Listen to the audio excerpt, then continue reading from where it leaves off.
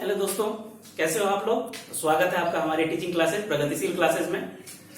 तो आज हम आप लोग को 9th क्लास का फिजिक्स बताएंगे। 10th क्लास के फिजिक्स का ऑलरेडी वीडियो बन चुका है, तो जो आपके बड़े भाई बहन हैं उसको बोलिए जाके इस वीडियो को देखने के लिए, उनके लिए ये यूजफुल वीडियो है। तो चलो आज 9th क्लास का वीडियो शुरू करते हैं। तो 9th क्लास में टोटल हम लोग को 5 चैप्टर पढ़ना है। सबसे पहले मोशन पढ़ना है। मोशन के बाद जो सेकेंड वाला चैप्टर है वो force and law of motion है। तीसरा चैप्टर ग्रेविटेशन का आएगा। चौथा चैप्टर वर्क पावर एनर्जी, और पांचवा जो चैप्टर आएगा वो साउंड होगा। ठीक है, तो सबसे पहले हम लोग शुरू करते हैं मोशन।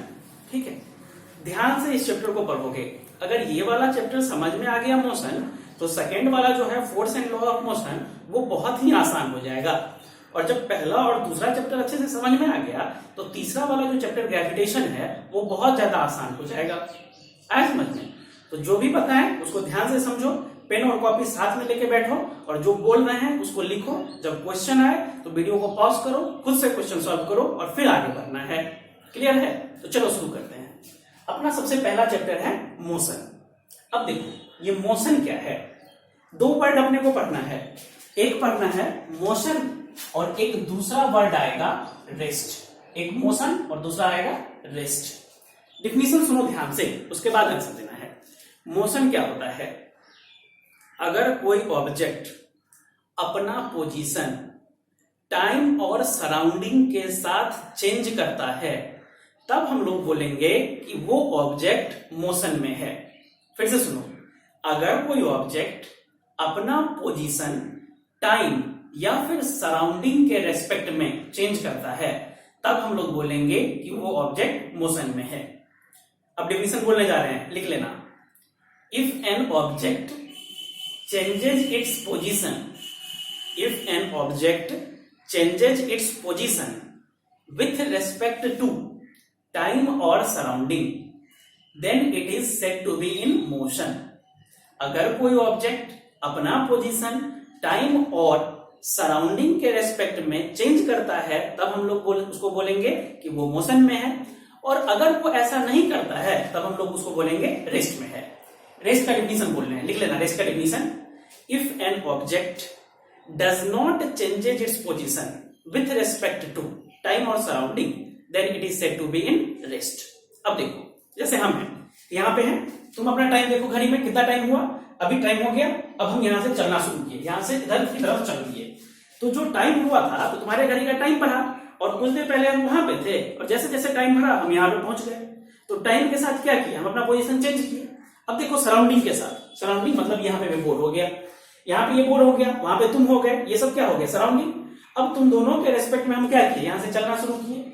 तुम लोग उसी जगह पे हो, लेकिन हम तुम्हारे रेस्पेक्ट में वहां से इधर पहुंच गए। तो इसी को हम लोग बोलते हैं टाइम और सराउंडिंग के रेस्पेक्ट में अपना पोजीशन चेंज करना। आया बात समझ में? तो कोई भी चीज मोशन में है या रेस्ट में है, ये पूरा पूरा डिपेंड करेगा कि हम उसको देख कहां से रहे हैं। आया बात समझ में? मतलब मोशन और रेस्ट इस बात पे डिपेंड करेगा ना कि उसको हम देख कहां से रहे हैं। और ये जो देख कहां से रहे हैं ना, इसी को हम लोग बोलते हैं फ्रेम ऑफ रिफरेंस। फिजिक्स के लैंग्वेज में नहीं आया वर्ड समझ में? कोई बात नहीं, धीरे धीरे आएगा। फ्रेम ऑफ रिफरेंस बोलते हैं इसको। अब देखो क्या हुआ, तुमको हम कोई कोई सिचुएशन बताएंगे और तुम बताओगे कि वो रेस्ट में है कि मोशन में है। ट्रेन है, उस ट्रेन के अंदर तुम बैठे हुए हो, तुम्हारे आगे वाले सीट पे, बगल वाले सीट पे, सामने वाला जो सीट है उस पे भी कोई बंदा बैठा हुआ है और ट्रेन अपना चल रहा है अच्छा से। तो तुम क्या बोलोगे, वो आदमी रेस्ट में कि मोशन में? तुम देखे कि ऊपर पंखा, अच्छा ट्रेन का पंखा तो यहीं पे है, बगल वाला आदमी भी यहीं पे है, सब तो यहीं पे है और वो आदमी भी वहीं पे है। मतलब वो अपना पोजीशन कहाँ चेंज कर रहा है? सराउंडिंग के रेस्पेक्ट में भी नहीं चेंज कर रहा, टाइम के रेस्पेक्ट में भी देखोगे तो वो तो वहीं बैठा हुआ है। 5 मिनट पहले भी वहीं था, 5 मिनट बाद भी वहीं है, मतलब वो तो अपना पोजीशन चेंज किया नहीं। तो ये जो है वो सामने वाला आदमी वो रेस्ट में है। आया बात समझ में? अब देखो सेम वही कंडीशन है, ट्रेन है, ट्रेन के अंदर तुम हो, तुम्हारे सामने वाला बंदा बैठा हुआ है, ट्रेन चल रहा है, और एक तीसरा बंदा जो कि बाहर से उस ट्रेन को देखेगा, बाहर से उस ट्रेन को देख रहा है। अब वो बाहर से उस ट्रेन को देखेगा तो वो क्या देखेगा कि वो देखेगा कि ट्रेन जा रहा है, ट्रेन जा रहा है तो उसके अंदर का बैठा हुआ आदमी भी जा रहा है। तो उसके लिए तो टाइम और सराउंडिंग के रेस्पेक्ट में तुम और तुम्हारे सामने वाला अपना पोजीशन चेंज कर रहा है। तो वो बंदा है जो बाहर से देख रहा है ट्रेन को, वो बोलेगा कि वो ट्रेन मोशन में है, और उसके अंदर में बैठे हुए तुम लोग भी मोशन में हो। तो अब आया बात समझ में कि ये जो रेस्ट और मोशन है ये फ्रेम ऑफ रेफरेंस पे डिपेंड करता है। थोड़ा देर पहले जो तुम सामने वाले को बोल रहे थे ये रेस्ट में है, ये तुम बोल रहे थे, लेकिन बाहर वाला बंदा उसी आदमी को बोल रहा है कि वो मोशन में है, क्योंकि वो बाहर वाला बंदा अपने सराउंडिंग के रिस्पेक्ट में देख रहा है और तुम अपने सराउंडिंग के रिस्पेक्ट में देख रहे थे। तो ये जो रेस्ट और मोशन है ना, ये प्योर टोटल का टोटल फ्रेम ऑफ रेफरेंस पे डिपेंड करता है। मतलब ऐसा हम लोग नहीं बोल सकते कि कोई भी चीज प्योर रेस्ट में है तो वो सबके लिए रेस्ट में भी होगा, कोई चीज अगर मोशन में है तो वो सभी के लिए मोशन में होगा, ऐसा नहीं होता है। कोई भी चीज अगर रेस्ट में है या मोशन में है, ये बात डिपेंड करेगा कि उसका फ्रेम ऑफ रेफरेंस क्या है। आया बात समझ में इतना? एक दो क्वेश्चन का और आंसर दो। उसी ट्रेन के अंदर तुम लोग बैठे हुए हो, ट्रेन में चना बेचने वाला आता है ना, चना बेचने वाला, चना ले लो चना ले लो, वो चना बेचने वाला आया। वो चना बेचने वाला आया तो तुम क्या बोलोगे कि वो चना बेचने वाला रेस्ट में है कि मोशन में है? वो इधर से आया चना बेचते हुए, इधर से निकल लिया, तो तुम देखे सराउंडिंग में अच्छा पंखा यही है, वो आदमी आया चल गया, मतलब वो सराउंडिंग के रेस्पेक्ट में अपना पोजीशन चेंज किया, मतलब वो मोशन में है। एकदम क्लियर है? अब देखो ये तुम्हारा ट्रेन है, यहाँ पे हम एक डायग्राम बना के दिखाते हैं। ये ट्रेन है, मान लेते हैं ये ट्रेन है। इस ट्रेन के अंदर इधर तुम बैठे हुए हो, इधर सामने वाला आदमी बैठे हुआ है। उल्टा बना देते हैं, उधर से देखोगे तो ऐसा लगेगा ना, चलो उल्टा बना दिया, अच्छा लग रहा है। ये ट्रेन है, ये वाला जो है ये ट्रेन है, ये तुम लोग बैठे हुए हो और ट्रेन इस तरफ v वेलोसिटी से जा रहा है, ठीक है। और क्या हुआ कि इस ट्रेन के बगल में एक रोड भी बना हुआ है, यहाँ पे रोड बना हुआ है, इधर रोड बना हुआ है, और इस रोड पे एक बाइक वाला जो है, एक बाइक वाला है, सब उसको बाइक दे देते हैं, ये बाइक वाला दे दिए, ये बाइक वाला, और ये भी इसी डायरेक्शन में v वेलोसिटी से जा रहा है। अब तुम क्या बोलोगे कि ये बंदा रेस्ट में कि मोशन में? अब तुम देखे कि ये सामने वाला तुम्हारे पास ऐसे बैठा हुआ, और इसको देखे तो ये यहाँ पे था, थोड़ा देर के बाद देखे ये यहीं पे है, ये भी यहीं पे है, मतलब ये अगर v स्पीड से जा रहा है तो ये भी v स्पीड से, तो ये तो हमेशा तुम्हारे साथ साथ रहेगा ना। मतलब ये आदमी जो है वो तुम्हारे रेस्पेक्ट में, इसके रेस्पेक्ट में, या फिर टाइम के रेस्पेक्ट में अपना पोजीशन कहाँ चेंज किया? तो अपना पोजीशन तो किया नहीं चेंज, तो इसको हम लोग बोलेंगे कि ये रेस्ट में है। आया बात समझ में? अब देखो फिर से, अगर किसी को हम ऐसा करें कि ये v स्पीड से इस तरफ चला दें, तो अब देखें ये यहाँ पे है, ये इस तरफ जा रहा है, थोड़ा देर के बाद देखिए ये तो है यहाँ पे, ये गायब हो गया, मतलब ये अपना पोजीशन टाइम और सराउंडिंग के रेस्पेक्ट में चेंज किया, तो अब यही जो है वो मोशन में आ गया। आया बात समझ में? तो अब हमको लगता है कि रेस्ट और मोशन में कोई भी दिक्कत नहीं होने वाला है। फिर से एक बार डेफिनेशन बोलते हैं। मोशन का मतलब कि अगर कोई ऑब्जेक्ट अपना पोजीशन टाइम और सराउंडिंग के रेस्पेक्ट में चेंज करता है, तब हम लोग उसको बोलेंगे कि वो ऑब्जेक्ट मोशन में है। और अगर वही ऑब्जेक्ट अपना पोजीशन टाइम और सराउंडिंग के रेस्पेक्ट में चेंज नहीं करता है, तब हम लोग बोलेंगे कि वो रेस्ट में है। डेफिनेशन भी लिख लो अगर नहीं लिखे हुए तो। If an object changes its position with respect to time और surrounding, then it is said to be in motion. दूसरा डेफिनेशन रेस्ट का, if an object does not change its position with respect to time और surrounding, then it is said to be in rest. एकदम clear है? तो चलो अब अगला topic देखते हैं। अगला टॉपिक क्या है, ध्यान से समझोगे। अब हम लोग दो क्वांटिटी के बारे में बात करते हैं, एक रेस्ट के बारे में और एक मोशन के बारे में, जो कि वो क्या है। अब अगला है स्केलर क्वांटिटी और वेक्टर क्वांटिटी। ध्यान से समझोगे, स्केलर क्वांटिटी क्या होता है। स्केलर क्वांटिटी का डेफिनेशन लिख रहे हैं, those physical quantity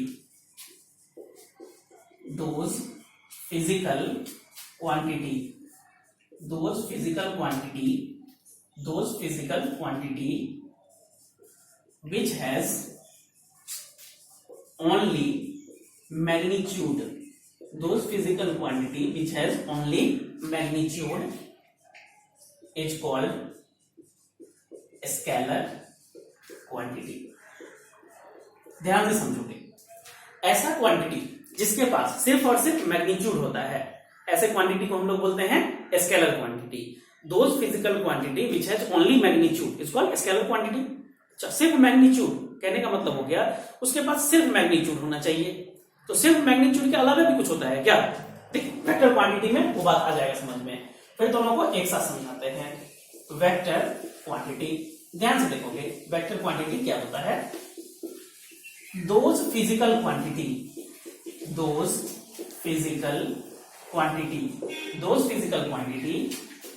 which has ऐसा physical quantity, those physical quantity which has magnitude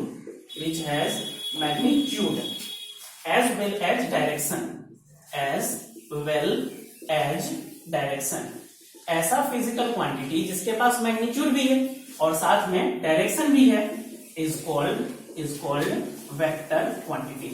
तो अब पता चला कि मैग्नीट्यूड के पास एक दूसरा चीज भी होता है मैग्नीट्यूड के अलावा का, जिसको कि हम लोग बोलते हैं डायरेक्शन। तो ऐसा फिजिकल क्वांटिटी जिसके पास सिर्फ मैग्नीट्यूड होगा, ऐसे क्वांटिटी को बोलेंगे स्केलर क्वांटिटी, और ऐसा क्वांटिटी जिसके पास सिर्फ मैग्नीट्यूड के अलावा वेक्टर, उसके पास डायरेक्शन भी होना चाहिए, तो ऐसे क्वांटिटी को बोलेंगे वेक्टर क्वांटिटी। तो अब सोचो कि स्केलर क्वांटिटी क्या हो सकता है, स्केलर क्वांटिटी क्या हो सकता है। ऐसे हम बोलें कि मास, इसका देखो एग्जांपल लिखते हैं, एग्जांपल में बोले कि मास मतलब जैसे कि हम लोग दुकान में गए चीनी खरीदने के लिए, तो चीनी खरीदने के लिए गए तो उसको क्या बोलते हैं 2 केजी चीनी दो। तो ये जो 2 केजी है ना, यही 2 केजी उसका मैग्नीट्यूड है। और डायरेक्शन क्या होता है, अगर हम ऐसा बोलते हैं कि 2 केजी चीनी नीचे की तरफ दो, तो वो हो गया उसका डायरेक्शन। तो ऐसा थोड़ी बोलते हैं कि 2 केजी चीनी नीचे की तरफ दो, 2 केजी चीनी ऊपर की तरफ दो, ऐसा कहां होता है। तो सिर्फ 2 केजी चीनी नहीं बोलते हैं ना। तो ये जो 2 केजी है इसको हम लोग बोलते हैं मैग्नीट्यूड। आया बात समझ में। तो इसीलिए स्केलर क्वांटिटी मतलब ऐसा फिजिकल क्वांटिटी जिसके पास सिर्फ और सिर्फ मैग्नीट्यूड होता है उसको बोले स्केलर क्वांटिटी। और इसका जो एग्जांपल हो गया, ये एग्जांपल हो गया मास। ठीक है, और भी एग्जांपल आएगा, हम बताते जाएंगे जैसे जैसे अब चैप्टर बढ़ेगा ना, स्केलर और वेक्टर क्वांटिटी आएगा, उसको तुम अपना यहाँ पे लिखते हुए चले जाना। अभी बताएंगे, ज्यादा समझ में नहीं आएगा, अभी सिर्फ उसको करा देंगे, जैसे कि आगे डिस्टेंस डिस्प्लेसमेंट पढ़ना है तो उसमें आ जाएगा समझ में। ठीक है, अब देखो वेक्टर क्वांटिटी, ऐसा फिजिकल क्वांटिटी जिसके पास मैग्नीट्यूड भी है और साथ में डायरेक्शन भी है, ऐसे क्वांटिटी को हम लोग बोलते हैं वेक्टर क्वांटिटी। समझो हम क्या बोल रहे हैं। मान लो ये एक ब्लॉक है, ये ब्लॉक, और इस ब्लॉक पे हम फोर्स लगाए, इस ब्लॉक पे हम फोर्स इधर की तरफ लगा दिए 10 न्यूटन का। ठीक है, हो सकता है कि ये ब्लॉक रहे और इस ब्लॉक पे हम लोग फोर्स इधर से लगाए 8 न्यूटन का। ठीक है, तो अब अगर इधर से फोर्स लगाए तो ये 10 न्यूटन का, इधर से फोर्स लगाए 8 न्यूटन का। हम तुमसे बोले कि इस फोर्स लगाने की वजह से ये ऑब्जेक्ट किधर चलेगा, तो तुम हमसे पूछोगे कितना फोर्स लगाए और कौन से डायरेक्शन में आप लगाए हैं। तो हम बोले 10 न्यूटन का लगाए और इस डायरेक्शन में, तब तुम्हारा आंसर होगा कि ये ऑब्जेक्ट इस तरफ चलेगा। तो ये 10 न्यूटन क्या हो गया मैग्नीट्यूड, और यहां देखो एरो क्या बता रहा है डायरेक्शन, तो मैग्नीट्यूड के साथ साथ डायरेक्शन, तो ऐसे क्वांटिटी को बोलेंगे वेक्टर क्वांटिटी। यहाँ पे ये मैग्नीट्यूड साथ में इसका डायरेक्शन, मैग्नीट्यूड के साथ डायरेक्शन, तो ऐसे क्वांटिटी को बोलेंगे वेक्टर क्वांटिटी। तो वेक्टर क्वांटिटी ऐसा फिजिकल क्वांटिटी जिसके पास मैग्नीट्यूड भी है और साथ में डायरेक्शन भी है, इस क्वांटिटी को हम लोग बोलते हैं वेक्टर क्वांटिटी। और ये वेक्टर क्वांटिटी, तो अब इसका एग्जांपल लिख दें। तो अब जो इसका एग्जांपल हो गया, ये इसका एग्जांपल हो गया फोर्स। और भी एग्जांपल आएगा, जैसे जैसे आएगा उस एग्जांपल को बताते हुए चलेंगे और अच्छे से समझ में आएगा। तो अब तुमको स्केलर और वेक्टर का नॉलेज आया होगा। स्केलर क्वांटिटी मतलब ऐसा क्वांटिटी जिसके पास सिर्फ और सिर्फ मैग्नीट्यूड होता है, ऐसे क्वांटिटी को बोलते हैं स्केलर क्वांटिटी। और वेक्टर क्वांटिटी ऐसा क्वांटिटी जिसके पास मैग्नीट्यूड के साथ साथ डायरेक्शन भी होता है, ऐसे क्वांटिटी को हम लोग बोलते हैं वेक्टर क्वांटिटी। एकदम अच्छे से आया होगा समझ में। अब चलो आगे चलते हैं और इस चैप्टर का 2 बहुत ही इंपॉर्टेंट टॉपिक को पढ़ते हैं, एक है डिस्टेंस और दूसरा है डिस्प्लेसमेंट। तो अब इस डिस्टेंस और डिस्प्लेसमेंट को अच्छे से समझते हैं कि क्या होता है डिस्टेंस और क्या होता है डिस्प्लेसमेंट। पहले डिफिनेशन देखो, फिर दोनों का फील लेंगे कि एक्चुअली में ये है क्या। डिस्टेंस, डिस्टेंस का डिफिनेशन लिख रहे हैं actual path length, actual path length covered by an object is called distance. मतलब एक्चुअल में जो पाथ लेंथ कवर्ड करेगा कोई ऑब्जेक्ट, उसको हम लोग बोलते हैं डिस्टेंस। और अगला बोल रहे हैं डिस्प्लेसमेंट, अगला डिस्प्लेसमेंट। दोनों को एक साथ समझाते हैं, पहले डिफिनेशन बता दे रहे हैं। डिस्प्लेसमेंट क्या होता है। डिस्प्लेसमेंट होता है shortest path between initial and final point is called displacement. ठीक, समझो, दोनों को समझो, एकदम अच्छे से समझने का कोशिश करो। डिस्प्लेसमेंट क्या है? डिस्प्लेसमेंट है shortest path between initial and final point is called displacement. समझते हैं दोनों को क्या होता है, ध्यान से समझो। एक डायग्राम बनाते हैं, उसी डायग्राम से दोनों को समझ में आ जाएगा, ठीक है। ये तुम्हारा घर है, ये तुम्हारा घर है, एच नाम दे दिए हाउस। ये तुम्हारा स्कूल है, स्कूल, एस नाम दे दिए। तुमको घर से स्कूल जाना है, तो तुम घर से स्कूल ऐसे नहीं गए, तुम पहले घर से गए अपने दोस्त के पास, ठीक, कैसा भी दोस्त हो सकता है। ये दोस्त के पास गए और यहां से तुम दोस्त के घर गए 2 किलोमीटर चल के, फिर दोनों साथ हुए और दोनों गए एक दुकान पे, ठीक है, एक मार्केट गए, दोनों कुछ खरीदने के लिए गए होंगे, और ये 3 किलोमीटर चल के गए, और फिर दोनों जो है वो तब स्कूल के तरफ गए, मतलब ये हो गया 3 किलोमीटर। आया बात समझ में? अब देखो क्या बोले कि तुम घर से पहले फ्रेंड के यहाँ गए 2 किलोमीटर चल के, दोनों साथ हुए, दोनों कोई मार्केट गए 3 किलोमीटर चल के, फिर दोनों स्कूल गए और फिर तुमको 3 किलोमीटर चलना पड़ा, ठीक। तुम ऐसा भी कर सकते हो कि दोस्त के यहाँ नहीं जाते, मार्केट नहीं जाते, घर से निकलते और सीधा जाते स्कूल की तरफ, ठीक है, घर से निकल के और सीधा गए स्कूल की तरफ, और ये जो था ये 4 किलोमीटर तुमको जाना पड़ता। अब देखो डिस्टेंस और डिस्प्लेसमेंट इसी से क्लियर करेंगे। डिस्टेंस क्या है? Actual path length covered by an object, मतलब सही में, वास्तव में कितना पाथ लेंथ कोई ऑब्जेक्ट कवर्ड किया है, उसी को हम लोग बोलते हैं डिस्टेंस। मतलब एक्चुअल में कितना पाथ कवर्ड किया, तो तुम एक्चुअल में कितना पाथ कवर्ड किए? 2 किलोमीटर, 3 किलोमीटर, 5 किलोमीटर और 3 किलोमीटर, 8 किलोमीटर।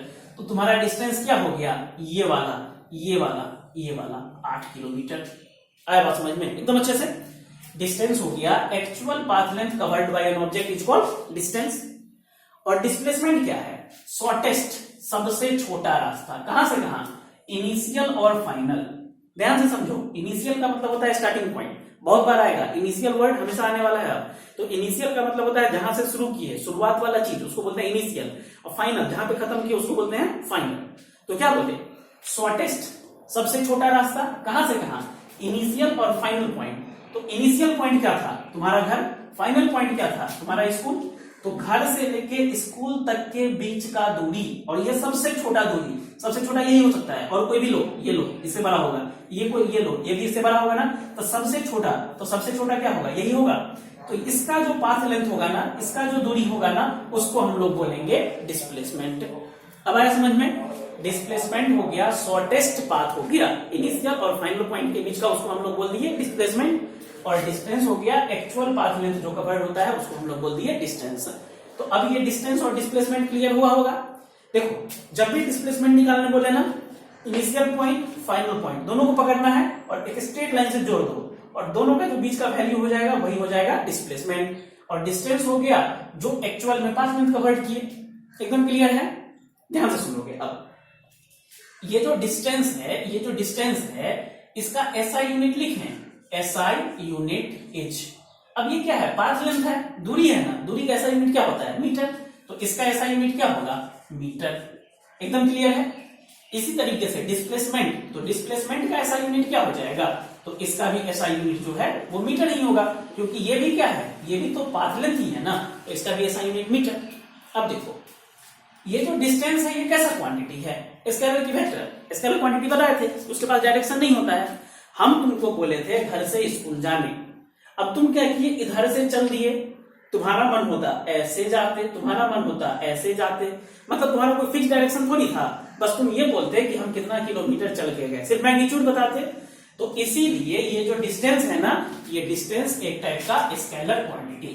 तो अब वहां के स्केलर क्वांटिटी वाला लिखा है, तो उसमें लिख सकते हो एग्जांपल में कि डिस्टेंस क्या है?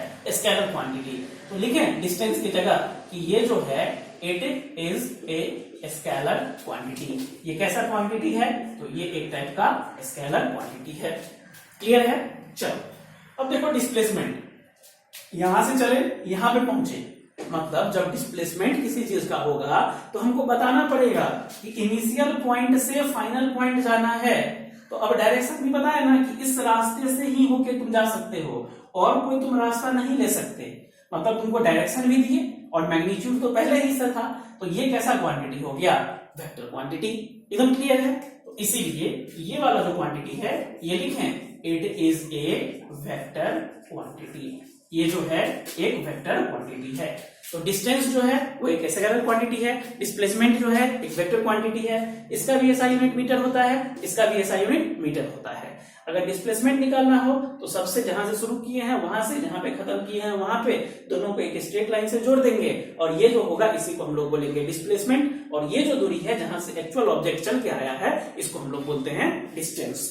तो ये डिस्टेंस और डिस्प्लेसमेंट था और ये चीज डिस्टेंस और डिस्प्लेसमेंट खत्म हो गया। ठीक है, तो चलो एक क्वेश्चन लेते हैं डिस्टेंस और डिस्प्लेसमेंट पे, फिर उस क्वेश्चन को वीडियो को पॉज करो और पॉज करके खुद से बनाने की कोशिश करो। जब नहीं बनेगा तब आना है फिर से और सॉल्यूशन देखना है। ठीक है, देखो क्वेश्चन क्या है। क्वेश्चन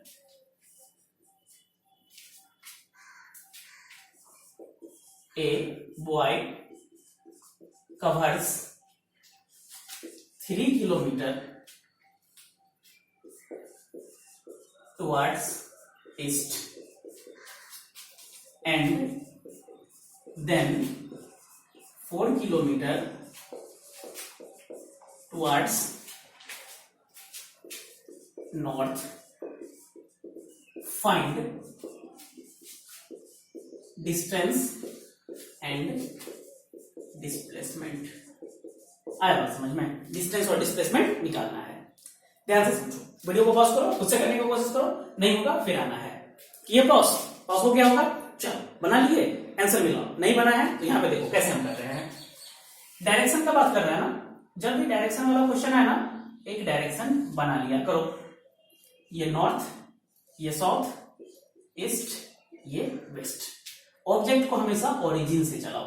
क्या बोला है, एक लड़का है जो 3 किलोमीटर जाता है ईस्ट के तरफ, तो चलो ये गया 3 किलोमीटर ईस्ट की तरफ गया। अब 4 किलोमीटर टुवर्ड्स नॉर्थ, और यहां से क्या करेगा, नॉर्थ ऊपर है ना, इधर चले गया। कितना गया, 4 किलोमीटर। हमसे क्या पूछा, डिस्टेंस और डिस्प्लेसमेंट। ध्यान से देखो, डिस्टेंस डिफिनेशन याद है ना, actual path length covered by an object, मतलब सही में कितना रास्ता ये कवर किया, 3 kilometre, 4 kilometre, 3 kilometre, 4 kilometre, total 7 kilometre. तो डिस्टेंस कितना होगा, 7 किलोमीटर। डिस्टेंस आ गया 7 किलोमीटर। एकदम क्लियर है। अब निकालते हैं डिस्प्लेसमेंट। तो डिस्प्लेसमेंट क्या होता है, डिस्प्लेसमेंट होता है सबसे छोटा रास्ता इनिशियल और फाइनल पॉइंट के बीच का ना। तो इनिशियल पॉइंट क्या है, ये, फाइनल पॉइंट क्या है, ये। तो इनिशियल और फाइनल पॉइंट के बीच का जो सबसे छोटा रास्ता होगा उसी को बोलते हैं। और याद रखो, बताए हुए थे, इनिशियल पॉइंट फाइनल पॉइंट को पकड़ना है, एक स्ट्रेट लाइन खींच देना है, वही दे देगा डिस्प्लेसमेंट। तो ये दे देगा डिस्प्लेसमेंट। ठीक है, इस डायग्राम को उठा के बाहर रखते हैं। यहां पे ऐसे, ये वाला जो है ऐसे ऐसे ऐसे। ठीक है, ये कितना, 3 किलोमीटर, ये कितना, 4 किलोमीटर, और ये एंगल 90 डिग्री दिख रहा है क्या, 90 डिग्री का ट्राइंगल बना है, राइट एंगल ट्राइंगल। पढ़े हो ना मैथ में, पाइथागोरस थ्योरम से इसका हाइपोटेनस निकाल सकते हो ना। तो लिखें h का स्क्वायर जो होता है वो p का स्क्वायर प्लस b का स्क्वायर, ये होता है पाइथागोरस थ्योरम। h हमको चाहिए h स्क्वायर, p का स्क्वायर, p कितना है 4, 4 का स्क्वायर कितना होगा 16, यहाँ b कितना है 3, 3 का स्क्वायर कितना होगा 9, यहाँ से h square is equal to 16 और 9 कितना हो गया 25। तो यहाँ से h बराबर कितना होगा √25, मतलब 5 किलोमीटर। आया बात समझ में। तो ये जो डिस्प्लेसमेंट निकला, ये डिस्प्लेसमेंट कितना हो गया 5 किलोमीटर। आ गया होगा समझ में। देखो फिर से देखो, नहीं आया समझ में, फिर से देखो, ये 3 किलोमीटर, ये 4 किलोमीटर, तो डिस्टेंस कितना करोगे, सिंपल सा एडिशन। तो 3 और 4 टोटल मिलके 7। डिस्प्लेसमेंट क्या होगा, इनिशियल और फाइनल पॉइंट के बीच का दूरी। तो यहाँ इनिशियल, यहाँ फाइनल जोड़ दिए, इस ट्राइंगल को यहाँ पे बाहर रख दिए। ये 3 है, ये 4 है और ये 90 डिग्री, मतलब दिख रहा है कि ये राइट एंगल ट्राइंगल, मतलब पाइथागोरस थ्योरम लगा सकते हैं। पाइथागोरस थ्योरम h स्क्वायर बराबर p square plus b square. यहाँ से h स्क्वायर, p का वैल्यू 4, 4 का स्क्वायर 16, 3 का स्क्वायर 9, 16 9 25, यहाँ से जोड़े और यहाँ h का वैल्यू 5 किलोमीटर। इधर क्लियर है, आ गया होगा समझ में, सही है। तो देखो एक और क्वेश्चन कर लेते हैं और फिर इसको एंड करते हैं इस लेक्चर को।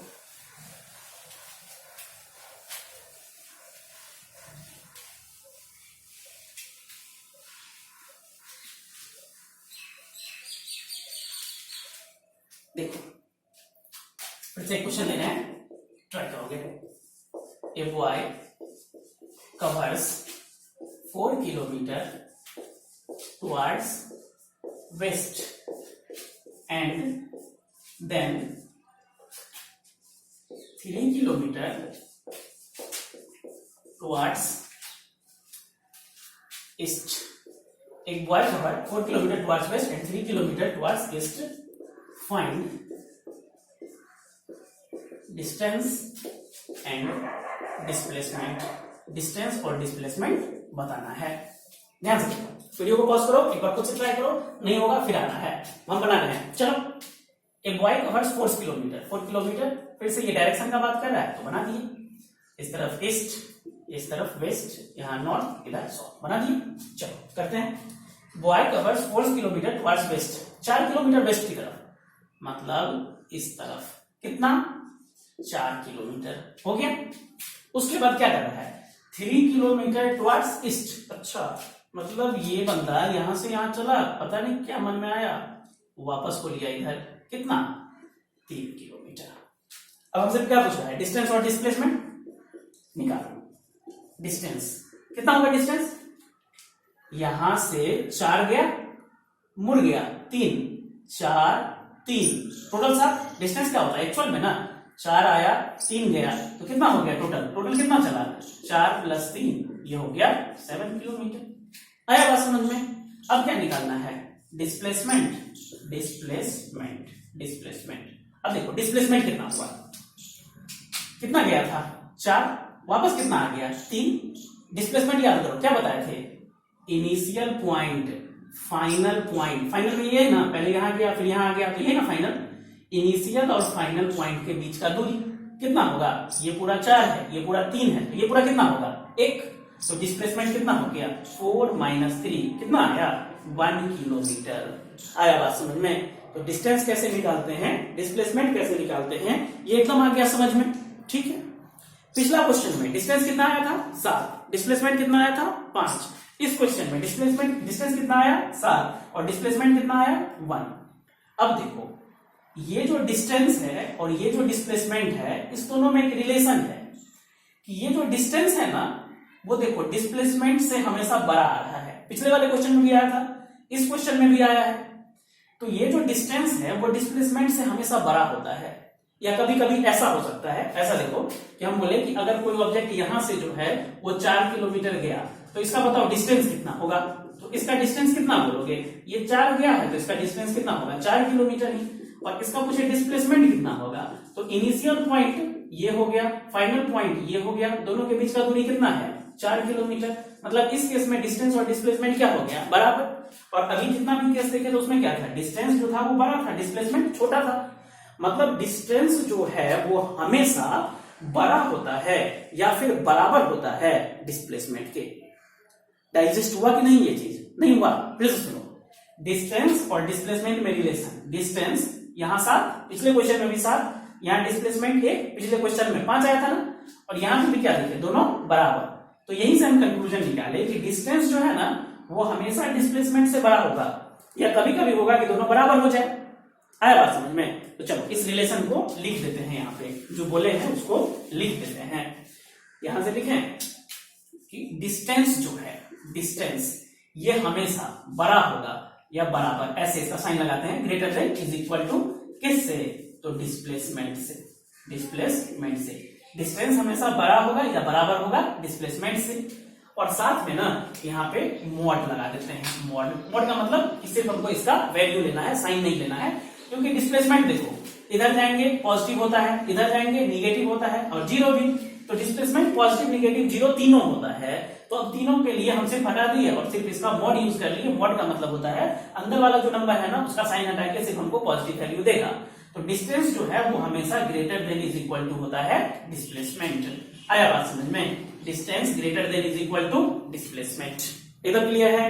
डिस्टेंस जो होगा वो हमेशा बड़ा होगा या फिर बराबर होगा डिस्प्लेसमेंट के। एकदम क्लियर है। Thanks for watching this video, see you in next video.